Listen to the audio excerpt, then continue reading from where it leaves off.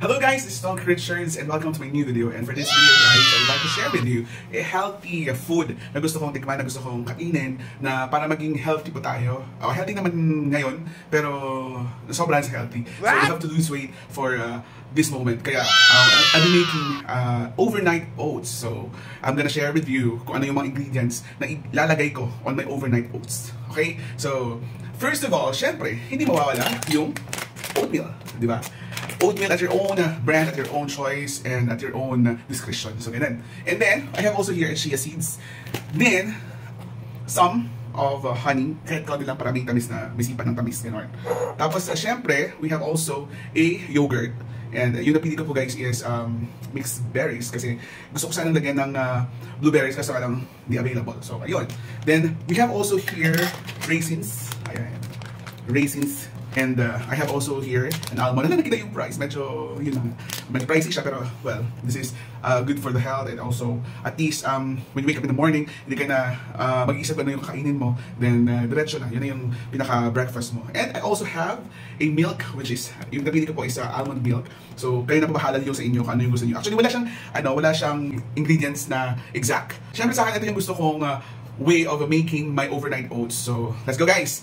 I have here first a jar, which is this is 750 ml, I think, and thank you very much Mom for making this sterilized. Salamat sa nanay ko. And dito natin i-mix lahat. So first and foremost, what we have to do is to put a oatmeal.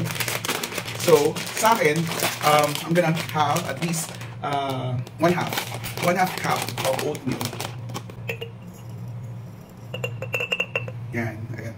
Konti lang siya. Pang breakfast lang. Well and good na kasi meron pa akong ilalagay na banana. Kasi lagay natin yung chia seeds.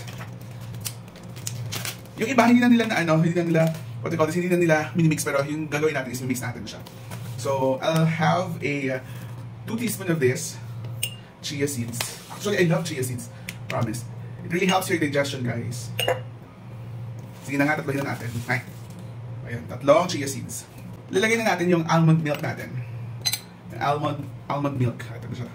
Ito yung ano niya, yung mix niya. Pero mas sasarap pa yan pag nag-overnight na. So, lalagay natin yung 1 cup of almond milk. Talagang cup talaga, di ba? Yeah. Have to pour here the almond milk. Then, also, our yogurt. I-mix natin siya dito. The health benefits of this is so very many. Wow. Aside from lowering your cholesterol, lowering your blood sugar, syempre it helps your digestion. So i-mix na natin siya, yung yogurt, chia seeds, the oats, and the almond milk.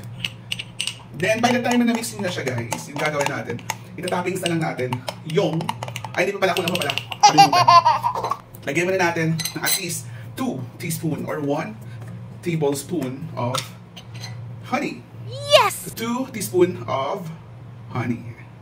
And guys, para may sipa ng tamis, di ba? Instead of using sugar, syempre, we have an alternative, which is honey. So, imimix na natin to ng sobrang mixture lang. Hindi naman, kasi imimix na lang siya hanggang mag-blend ng lahat ng mga ingredients na nandito. Then right after that, gagawin natin is ilalagay na natin yung mga toppings nito. So first, we're going to put the banana. Banana yarn! Yeah, sige. Sana hindi mahulog, di ba? Yeah. Oh! 2 teaspoon of raisins. Or make it 3 kung gusto nyo. Sa akin, 3. Kasi na yung first teaspoon is hindi siya full. So 3 teaspoon of this. And lastly, I'm gonna have, di ba? A sliced almond. Yeah. Ayan. Siyempre, ilalagay natin at least 2 tablespoons of this.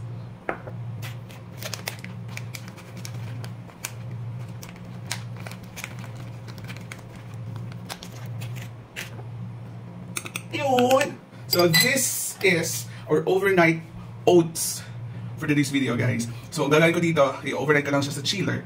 Then, bukas, I'm gonna have also another video Kasi titikman natin kung ano ang taste nito, kung masarap ba siya or what. I'm gonna let you know kung talaga bang masarap siya or what. So guys, titikman. So guys, ayun na.